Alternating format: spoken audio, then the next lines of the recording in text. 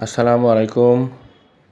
শীতের হরেক রকমের সবজি দিয়ে ভেজিটেবল ফ্রাইড রাইস রান্না করলাম। চাইনিজ আইটেম বাসার সবারই খুব প্রিয়, ছোট বড় সবার প্রিয়। শীতকালে এই সবজিও পাওয়া যায় অনেক। কালারটা খুব সুন্দর হয়েছে, খেতেও অসাধারণ। ফ্রাইড রাইসের জন্য প্রথমে চাল ধুয়ে এর মধ্যে যতটুকু চাল দিবেন তার ডাবল পানি দিয়ে পোলাওটাকে রান্না করে নিব সামান্য তেল দিয়ে। এখন সবজিগুলোকে ভেজে নিব।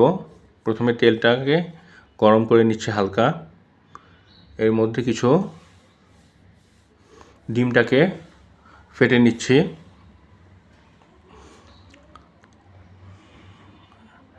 সবসময় খেয়াল রাখতে হবে যাতে ডিমটা কুসুমটা শক্ত না হয়ে যায়, একসাথে আগে ভেঙে নিতে হবে। ভালোভাবে আমাদের ডিমটা করা হয়ে গেছে। এর মধ্যে পেঁয়াজ মরিচ দিয়ে হালকা ভেজে নিব। সবজির ক্ষেত্রে কালার কম্বিনেশনটাকে মেনটেন করতে হবে। ফ্রাইড রাইসের সবজি মিহি কুচি করে দিতে হয়। ধনেপাতা আমি বাঁধাকপি দিলাম, পেঁয়াজকলি দিলাম, ব্রোকলি, ফুলকপি সবই ছোটো ছোটো করে কেটে নিচ্ছি, গাজর গ্রেট করে নিচ্ছি, টেস্টিং সল্ট দিলাম, স্বাদ মতো লবণ, গোলমরিচের গুঁড়া। এখন এটাকে ভেজে নিচ্ছি। আমাদের সবজিটা ভাজা হয়ে গেছে।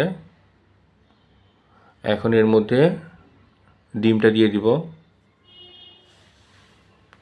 ডিমটাও ভাজা হয়ে গেছে। এখন যেই রাইসটা আমরা আলাদাভাবে রান্না করছিলাম সেটা সবজির মধ্যে দিয়ে টেস্টিং সল্ট দিয়ে দিচ্ছি, আর দিয়ে দিচ্ছি সয়া সস। আমাদের রাইসটা রান্না হয়ে গেছে।